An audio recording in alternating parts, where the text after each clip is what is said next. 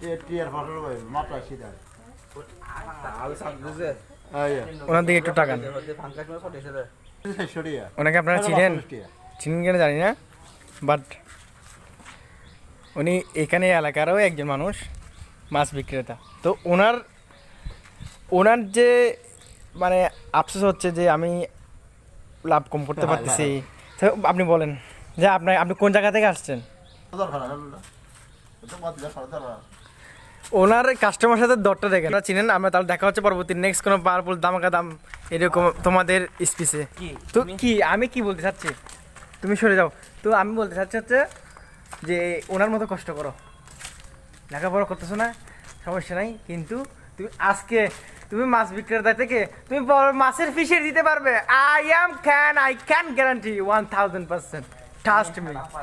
এটা বলো তুমি পারবে, তোমার দ্বারা সম্ভব।